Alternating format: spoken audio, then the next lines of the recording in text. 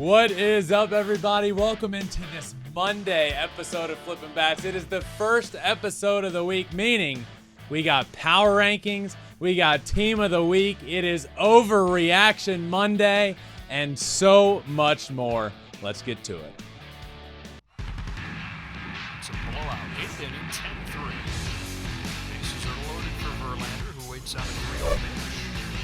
He swings, and it's a high fly ball, deep center field. It is gone! Home run! And a huge bat flip to celebrate. All right, Ben, start the show already. What's up, my friends? I hope everybody had a great weekend. It is Monday, meaning we got a lot to cover in this show, including some new and improved power rankings, which are just all over the map at this point. If you had told me at the beginning of the year the power rankings would look like they do today, I would be like, I don't think I believe you. But we got a lot to cover.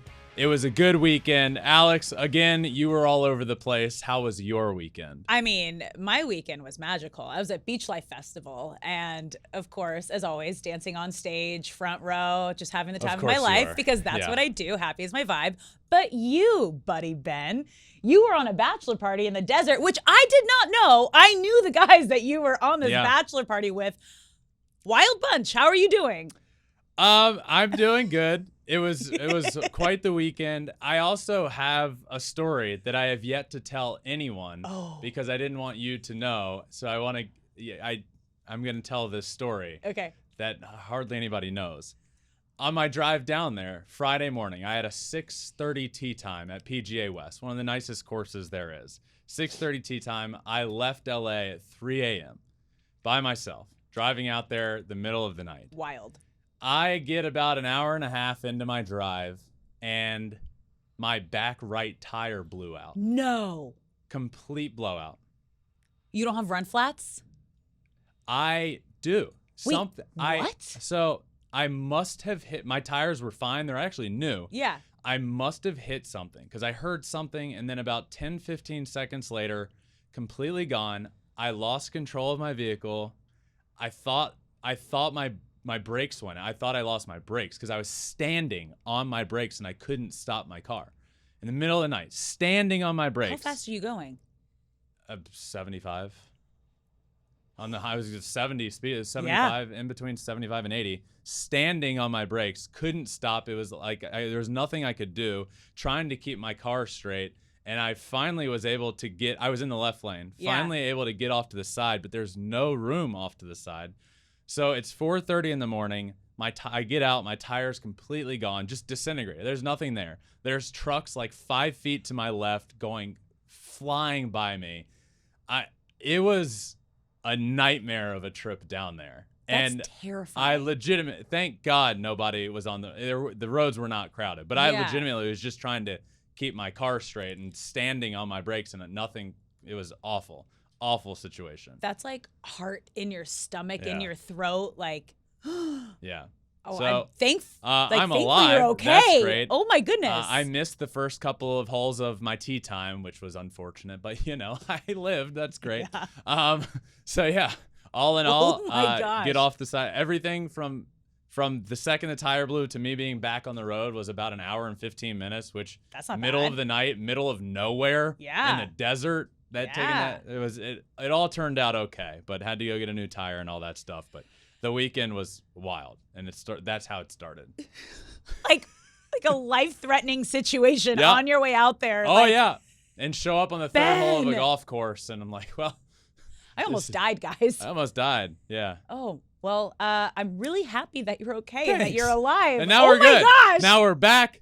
Things are rolling. Ended up all okay. Made it back safely. And now we're here. It was a good weekend of baseball, which is good.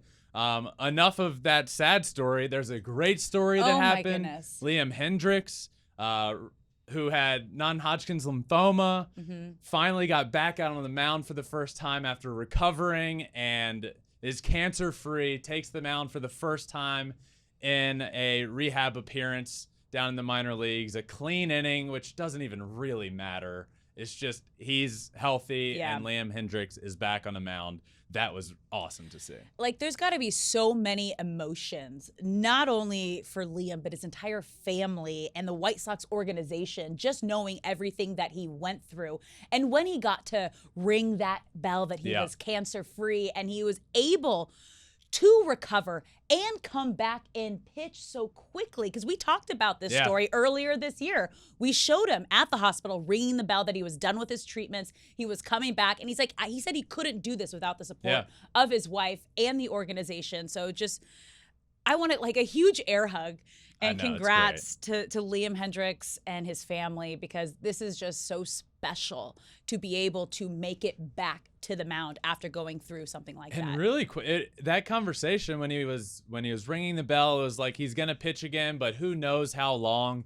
It's the beginning of May, and he's back out on a mound. Like, awesome. And before warming up during that game, before the game, he was wearing a shirt, "Kicked Cancer's Ass." I mean, he should wear that every single time. Never take it off. Never. Every single time he's taking the mound, that is his warm-up T-shirt. Yeah. That is incredible. Yep, good for him. I love that. At the end of last week, Alex, you and I talked a lot about the weekend of baseball. We did. Not knowing that Liam Hendriks would take the mound, which just added to the weekend. But we got a great weekend of baseball. Padres, Dodgers was our tail of the tape. Our bet on the weekend of who would win. Padres win game 1 against Kershaw. Tatis a couple of homers. Dodgers take game 2. Dustin May looked really good there. Great series, all it was chalked up to be. And as many of you know, we record the Monday episode Sunday night after the big chunk of games takes place. But the Sunday night game this week is Dodgers and Padres. So that is currently ongoing. Game 3, the rubber match. It's bottom of the 7th, 2-1 ball game. Padres in the lead. So we will keep an eye on that throughout all this. But this has been an awesome series. I mean, we got everything we hoped we would get out of the series. We got drama, which we'll break down in just a bit. We won't dive into right now. But we also got home runs. We got the passion. And we're really starting to see that there is a rivalry here. And I think that really happened after the Padres beat the Dodgers in the playoffs last season. It's like, okay, you came to play. They stacked their roster this year, and it's a great matchup, and it's really fun to watch. I love that you're a Dodgers fan that admits that it's a rivalry, because I feel like for like a year or two now. It wasn't until the Padres beat the Dodgers in the playoffs. Okay. The Dodgers owned the Padres up until that moment. And that was the turning point. It's like, okay, you came to play. Let's keep it going. And it's fun. And we're getting drama, sassy, kind of cheeky little stuff happening now, which we'll dive into a little later. I think that's fair. It is fair. Padres fans have been saying it's a rivalry for like a year and a half now. No. But Dodgers fans, I don't know if they will all admit that it's a rivalry. But no. You're a level-headed Dodger fan. Yeah. Thank you. But I also I'm not like just a Dodger fan. I'm also an Angels fan. And then in college, I was a Padres fan. Sure. So it's like, yeah, I respect. You were a Padres fan and. Well, no, I went down. Time out. No. Okay. Time out. You grew up, born and raised a Dodger fan. At Dodger Stadium with season tickets my entire life. And you go to college at San Diego State. Yep. And you just say while you're there. Well, I went to a lot of Padres games. I'm also I went to a ton of Padres games. I'm not that kind of a fan.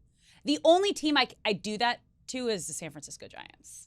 That's the only like aggressive no, can't do it.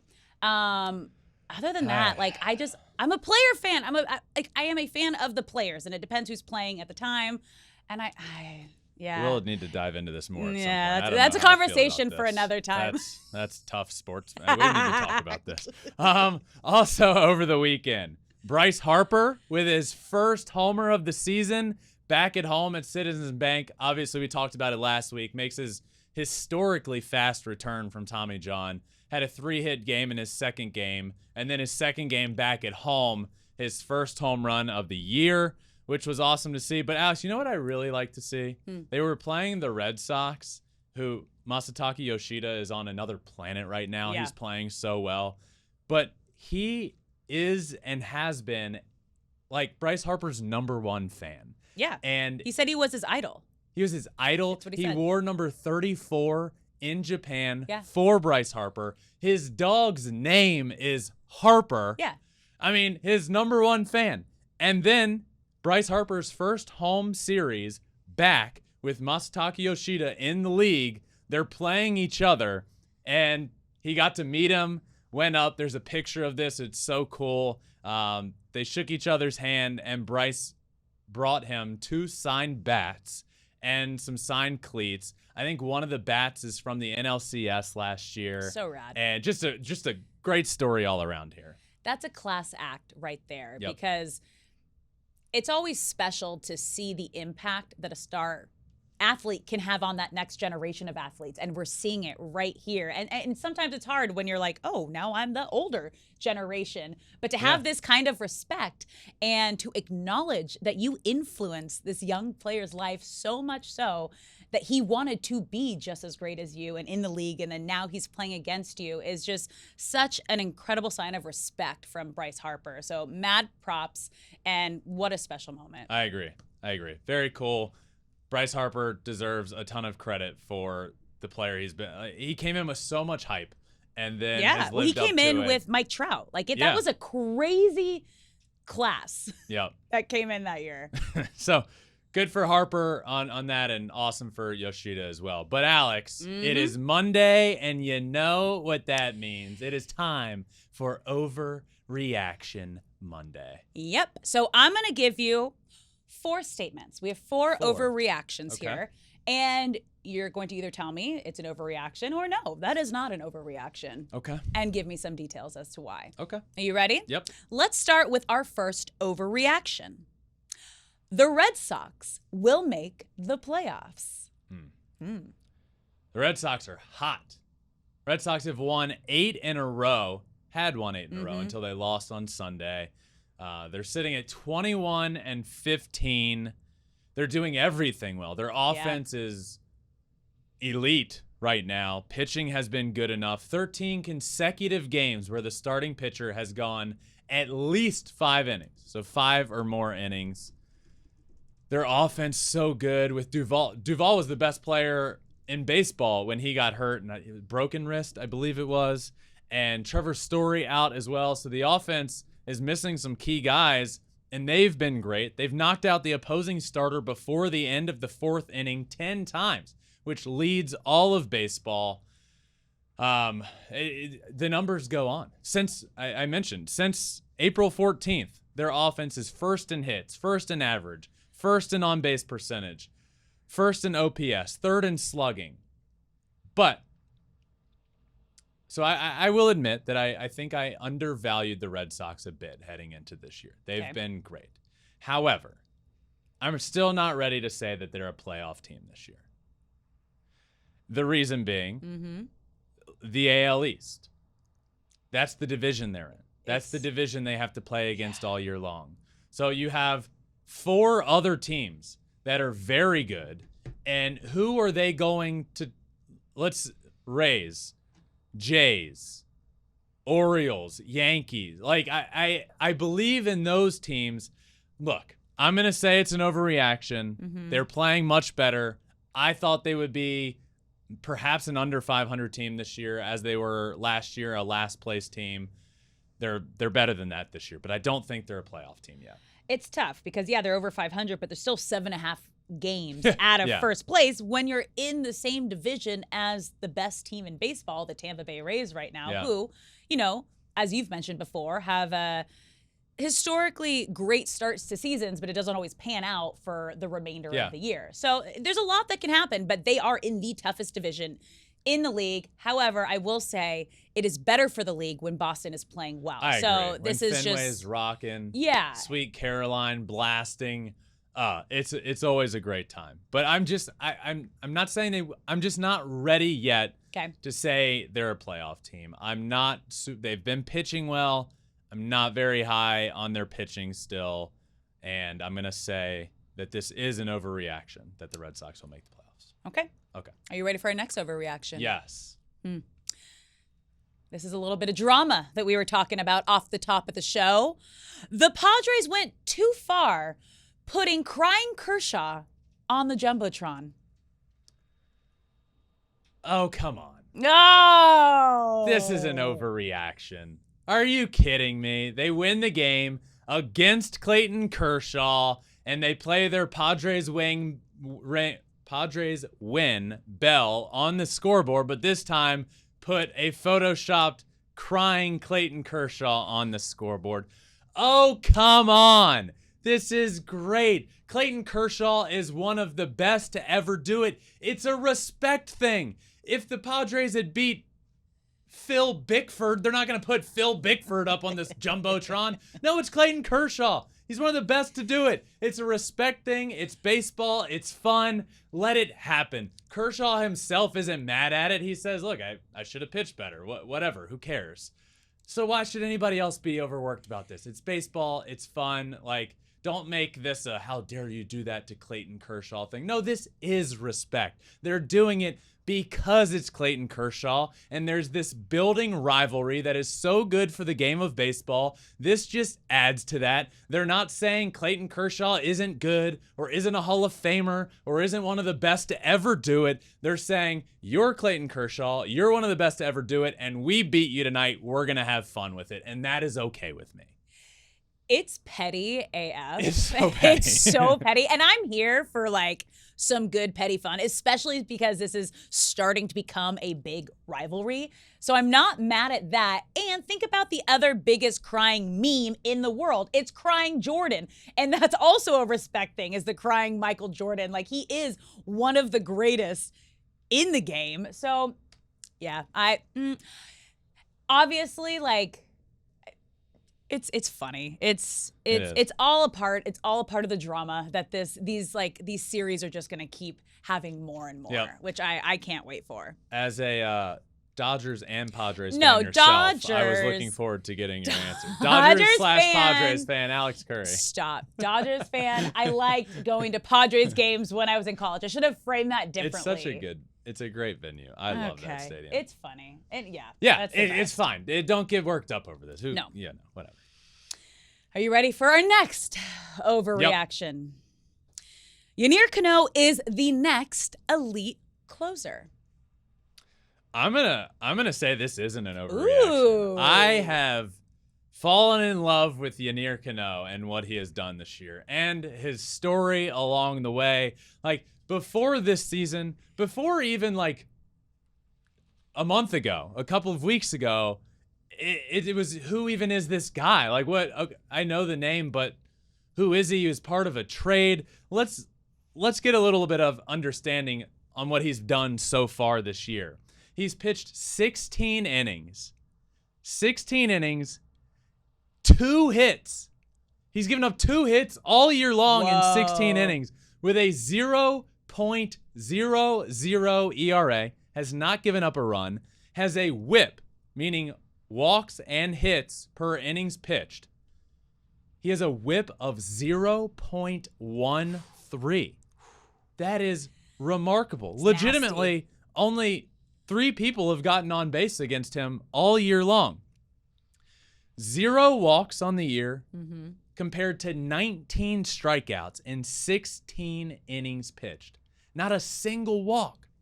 Now, this is incredible when you consider that this is a guy that so far in his very young MLB career had really struggled. Last year, an 11.50 ERA, 18 innings pitched, 26 hits given up, 16 walks in 18 innings. Think of that contrast. And then he's a part of the trade that brought Jorge Lopez to the Twins. He was one of the 4 players that the Orioles got in the Jorge Lopez trade. And then he comes over and he pitches a very small amount of time last year with the Orioles, and he was not good. It was not pretty. Fast forward to spring training of this year. Glimpses of being really, looked good. Totally new pitcher. Didn't make the team. Ends up coming up, being on the Orioles. Wasn't even supposed to pitch in the game. They had to use them because they ran out of options. And he dominated in the game and has never looked back. He has been unbelievable this year. And this isn't just some fluke of some guy that's getting lucky and getting away with hard contact. This guy has a tricky 3/4 arm slot. He's throwing 97, 98 with a changeup that just falls off the table. Man, this is an awesome story, and I will say that this is not an overreaction. I think Yennier Cano is the next elite closer in the game of baseball. Whew. Hot take, and I like it. Yeah. Let's move on to our final overreaction. You ready for it? Yep. The Cardinals are mishandling Contreras. The Cardinals are not only mishandling the Willson Contreras situation, they're mishandling the entire 2023 season. Let's start with the Willson Contreras situation, where the team came out and said that Contreras won't be the team's catcher for the foreseeable future. You just signed this guy to a 5-year deal for $87.5 million to be the catcher for this team. The catcher that replaces future Hall of Famer, in my opinion, Yadier Molina, as the future for this organization. What do you mean he's not going to catch for the foreseeable future? Now, they said it was for comfortability reasons for the starting rotation, who has not been very good so far this year. But that doesn't make any sense to me. Just when it seemed the Cardinals front office made one of the most boneheaded moves you can make and the most boneheaded move of the season so far, they go and say, hold my beer, we got one more for you in this situation. So this move is coming from the front office, clearly, and I do not understand it. They said when it first came out, it was said he's going to mostly DH, maybe play a little bit of first base and a little bit of corner outfield. And then the day after this was said, they came out again. The president of baseball ops for the Cardinals comes out and says, now I know it came out yesterday, but after talking with him, it's basically going to be more in the DH role right now. And there's light at the end of the tunnel to get him back behind the plate. What does that even mean? What tunnel? You created this tunnel. There's no need for a light at the end of the tunnel. You said he's not going to catch anymore for the foreseeable future. And it just feels like this is an excuse for bad pitching. Well, I have news for you, Cardinals front office. Everybody knew that the pitching for the Cardinals this year was going to be bad. You just hope the offense could be elite enough to make up for it. But this isn't some like groundbreaking news that a good rotation has turned out to be bad this year. No, not at all. This is something that everybody knew would be the Cardinals' problem this year. And guess what? Just over a month into the year, it is a problem for the team. So it feels like we're using Willson Contreras as an excuse for why they're not good. Let's talk about 2016. World Series champion Chicago Cubs. Their starting pitching that year had the 4th best team ERA in the game of baseball. Guess who was a young rookie catcher that played almost half the games for that team that season? You guessed it, Willson Contreras. He was great for them. He was a big part of their success in that World Series. And it now all of a sudden just feels like this Cardinals team in their first month with him, the first 30 games, is just saying, this guy isn't a catcher. Well, you just paid him $90 million to be your catcher. Maybe, just maybe, you should have put a better pitching rotation out there on the field and not just blame him for this. I also mentioned the other boneheaded move that they made to start the year. That was the biggest bizarre move that I've seen. It was sending down Jordan Walker to start the season. Jordan Walker had a historically good start to his career, had a 12-game hit streak. Players in the last 110 years to start their MLB career with a 10 or more game hitting streak before turning 21 years old. Jordan Walker, that's it. That's the list. And he was playing pretty well. He started struggling towards the end, but then they just stopped playing him and optioned him down to AAA because apparently he was struggling. They said he needed to work on his swing. Well, let him work on it in the big leagues. Work on it with him. I will forever remember, my brother gives a ton of credit to Jim Leland in his career for saying, he let me struggle in the big leagues as a young pitcher. He wouldn't take me out in the 5th or 6th inning when I got in a little bit of trouble. He let me pitch through it. And sometimes that meant getting lit up and getting hit pretty hard in those innings as well. But he let me work through it, and he gives him a lot of credit for how that helped his career turn out. But what does this show Jordan Walker? That they might not believe in him, or at any sign of struggle, you could just possibly get sent down. And this is a Cardinals team that wasn't playing good at the time and still isn't playing good. Entering the week, they are 11-24 in dead last place in the NL Central and reached the 10 games under 500 mark for the first time since 2007. That sounds crazy because it is. This is an organization that has become accustomed to winning. Maybe not winning World Series every year, or maybe not being in the playoffs every single year, but being there, being good, being in contention year in and year out. And now they're not. And now it's really bad. And they're even coming off of an 8-game losing streak that ended Sunday. 8-game losing streak for this offense that was supposed to be absolutely elite this season. 8-game losing streak finally came to an end Sunday thanks to Paul Goldschmidt's 3 home runs in the game. Reigning NL MVP winner, Paul Goldschmidt. But don't worry, Cardinals fans. He might be out of the lineup soon because Willson Contreras needs to play some first base instead of be catcher. It just doesn't make sense. So yeah, it's not an overreaction. I don't even remember the question at this point, Alex. I loved it. No, that was the fire that we needed. Yes. That was the fire that we needed just now. Yes, they the Cardinals absolutely are mishandling this. That is not an overreaction at all. I dig that. Thank you for bringing it back to what the actual. You're welcome. Side note. And we're back. Yes. But now we're moving on because that ends Overreaction Monday, and it is time now to talk about the top 3 rookies of the week. And let's start with number 3, Josh Young. Josh Young has been great this year, and another good week, hitting 3 homers on the week. A couple of really big ones for a Rangers team that is very good this year. 8 RBIs on the week. He hit 273.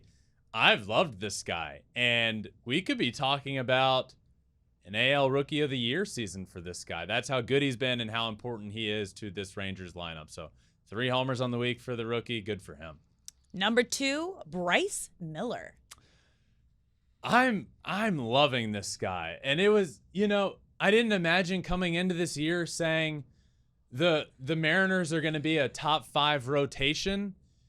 That's what I was saying. Yeah. But I didn't imagine we'd be talking about Bryce Miller this early in the year. But guess what? With what happened to Robbie Ray going down, and it's just been necessary to call him up and have him up. And this past week, 12 innings pitched with 15 strikeouts, only 1 earned run given up. Bryce Miller is a dude. He is the real deal. And the outing his best outing was against the Houston Astros, a great offense. So he had an outing against the A's and an outing against the Astros, and he was dominant against the Astros. Only gave up 4 hits in total on the week. So he's at number 2.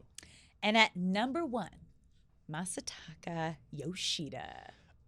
It's crazy what he's doing right now. A couple of weeks ago, when he hit those 2 homers in an inning, he had 2 home runs in 1 inning in Milwaukee. One of them was a grand slam. And I said that day that this is going to be the Masataka Yoshida breakout game. And I don't know what his numbers are since that exact day, but he has not looked back. And I guarantee you they might look something like what they looked like from this past week, where he hit 458. 2 homers on the week, 8 RBI. He's turned it on, and this is what we saw this from him in the World Baseball Classic. And we saw him figure it out and kind of just rake throughout the tournament. He had those big homers in huge situations for Team Japan in that semifinal game, the homer down the line. I mean, he's the real deal, and he's now showing it for the Red Sox. So Josh Young, Bryce Miller, and Masataka Yoshida are my top 3 rookies of the week. Which now leads us into your team of the week. And I have a feeling we might be seeing one of those names on this list. So let's start behind the plate with your catcher, Sean Murphy. Sean Murphy, he was on my team of the month in his first month with a new team. And now to start off this new month, he's back on team of the week. 391 on the week with 3 homers and 12 RBIs, an OPS of almost 1,400.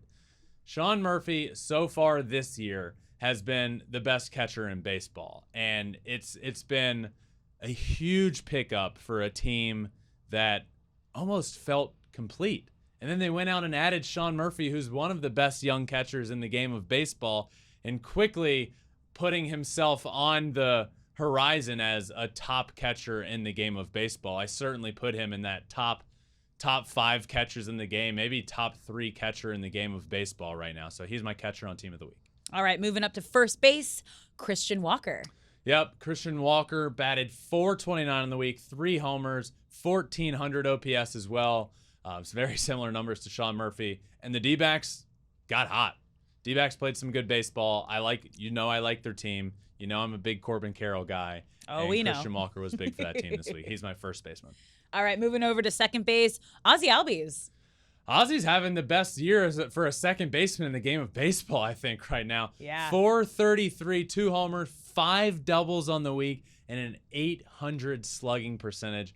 I love me some Ozzie Albies, and switch hitter from both sides of the plate. And if he can hit from the left side of the plate like he can hit from the right, we're talking an elite player in this game, and he has been so far this year. So good for him, and he's at second base. All right, moving to third base, J.D. Davis. Yeah, J.D. Davis out there in San Francisco had a really good week, and it's a week that the Giants need. They need to find offense from somewhere, because we all know their offseason didn't exactly work out for them with getting that big offensive bat they needed. So they need somebody to step up. And this week it was J.D. Davis, 353, 2 homers, and an OPS over 1,100. He's at third base.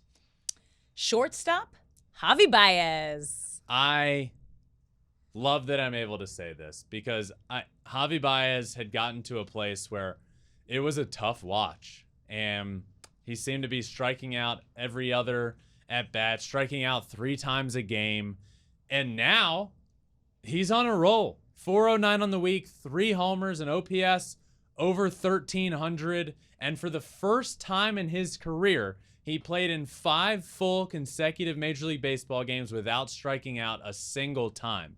So to me, that says perhaps we got a little shift, a little bit of a shift of a mindset at the plate, which is exactly what he needed. And a good week for him. He's my shortstop.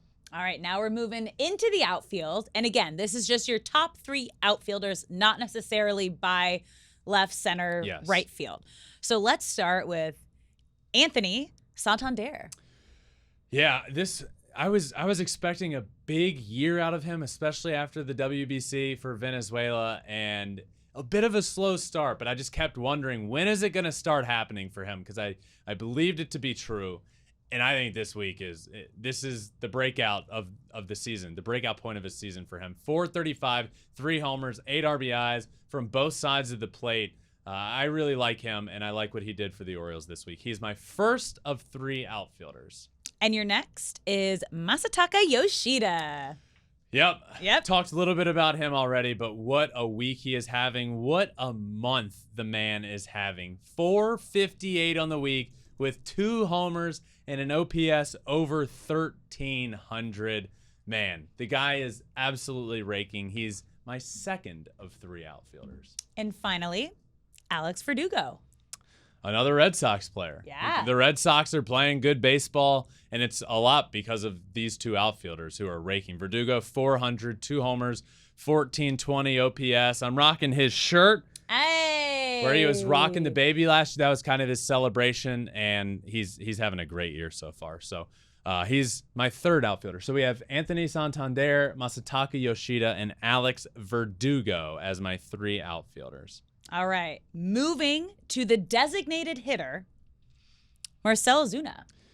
Another Atlanta Brave on here, and 350, 4 homers on the week, and a .950 slugging percentage, which is it.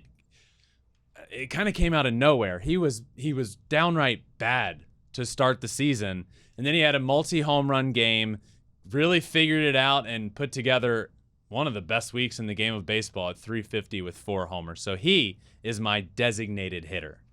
Moving to starting pitcher, Eduardo Rodriguez.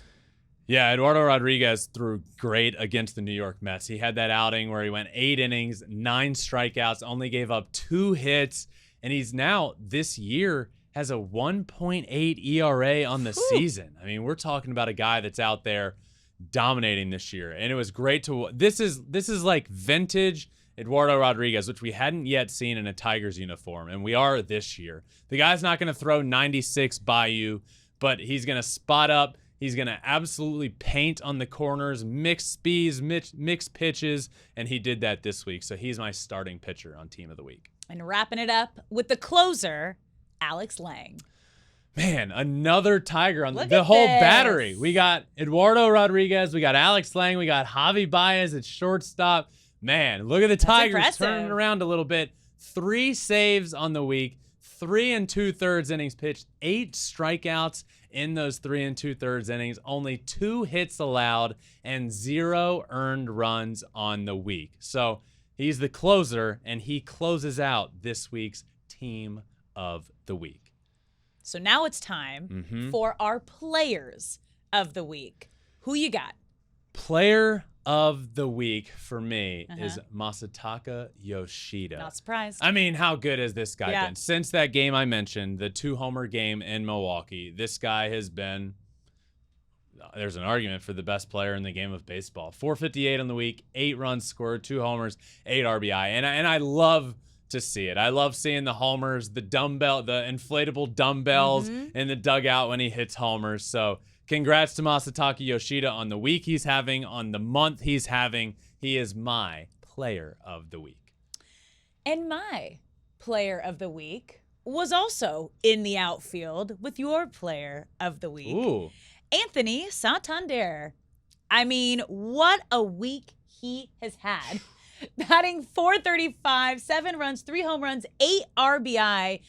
And the Orioles are such an exciting team right now with so much talent that it is so fun to watch. But he is a top of the league in offense so far in May. He is top 3 in so many categories. Are you ready for this? Yep. He has the second most hits in Major League Baseball, second most total bases in Major League Baseball, only player with more than 20 hits and hitting over 400, and third most runs in Major League Baseball with 7. So he is absolutely crushing the month of May, which is the first week, which is why he is my player of the week. All right, so we got a good team of the week, and Masataka Yoshida and Anthony Santander are our players of the week.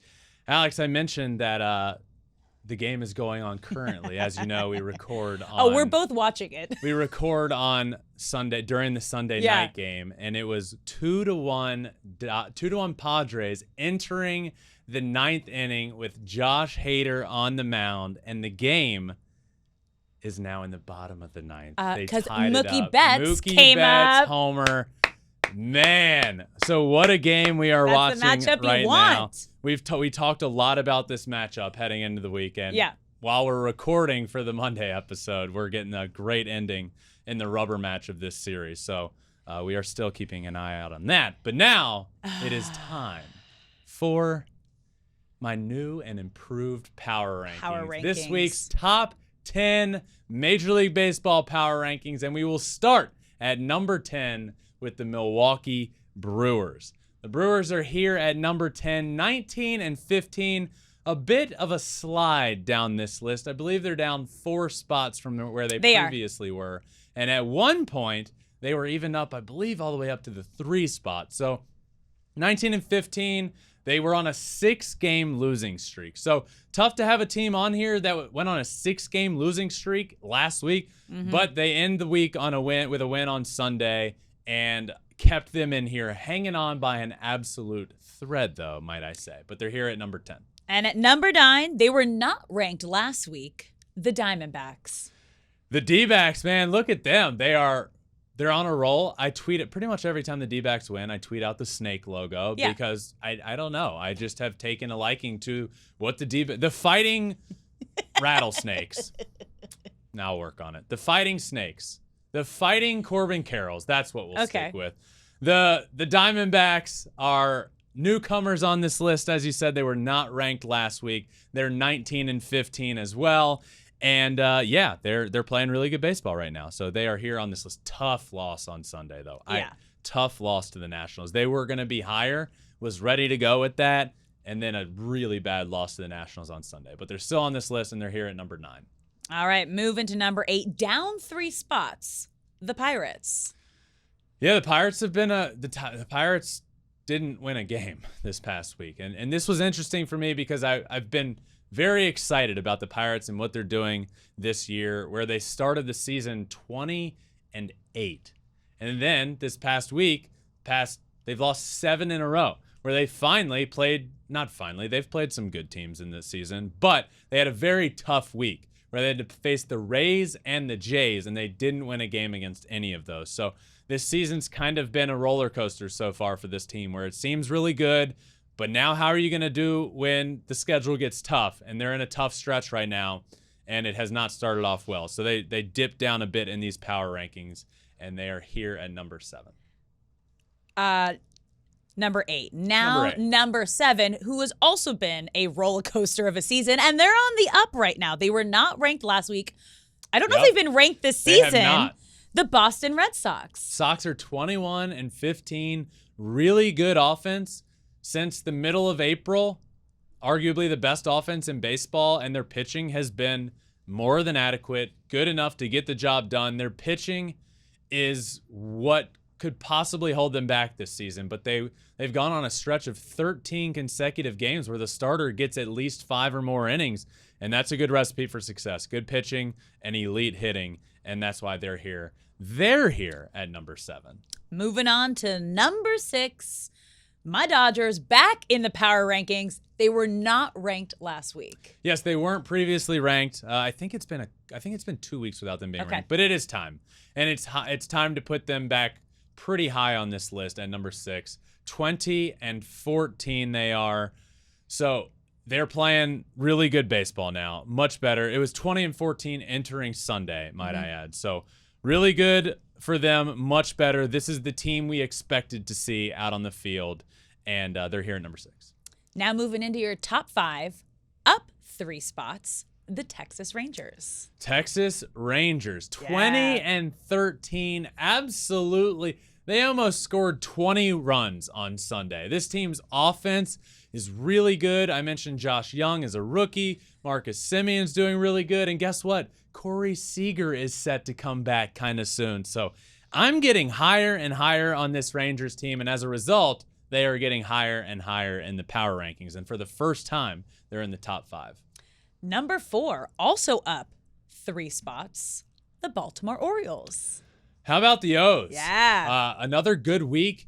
Now, they did lose 2 of 3 to the Atlanta Braves in that weekend series, but I actually walked away from that series as impressed with them as I could. You know, they're 22-12, but that series against the Braves are the best team in the National League and one of the best teams in the game of baseball, and the O's went in there on the road and looked really good against them. And then that Sunday game went into extra innings, could have gone either way. So I don't knock them for losing that series in the fashion they did. They looked every bit the part of playing in that series and beating the Atlanta Braves. It was a great series. I moved them up to number 4.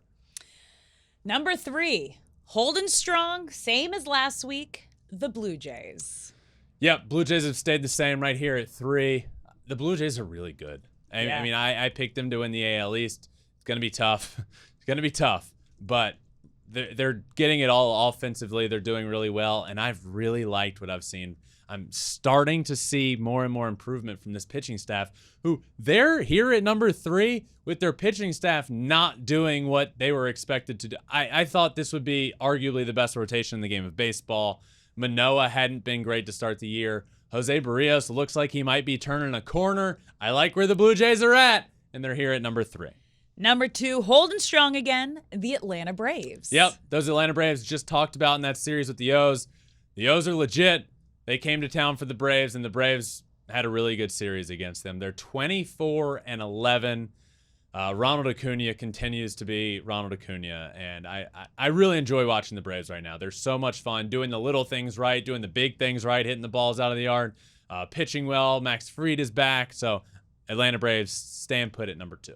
And number 1, the best team in baseball, the Tampa Bay Rays. Yeah, there's no doubt here. No.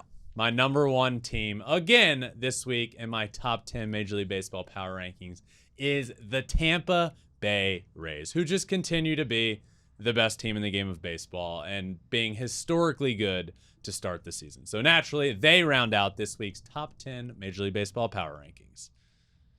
3rd week in a row at number 1. 3rd week in a Yeah. row.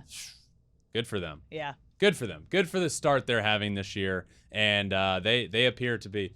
Do not count these guys. I feel like it was kind of a little bit slept on at the beginning of the year. But like now maybe they're it's just a lucky run. It's Yeah, like, no, they are that good. Yeah, they're that good. They are It's been a stacked. blast to Oof, watch. And I love it's it. weird the way they don't have like position players that every single like they're getting production from like 12 to 13 different guys I love offensively, and their pitching's really it's incredible to watch what the Rays are doing right now. So they're at number 1, and that rounds out the power rankings and today's Monday episode of Flippin Bats. Thank you all for listening. Always a jam-packed show with a lot of action to get you all. Thank you for listening. Make sure you check out and make sure you subscribe to Flippin Bats wherever you listen to your podcast, Apple or Spotify or wherever.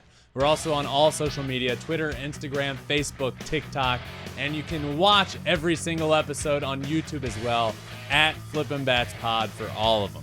That does it for this Monday episode. I hope you all had a great weekend. We are back with some baseball and back with Flippin Bats. Until tomorrow, this has been another episode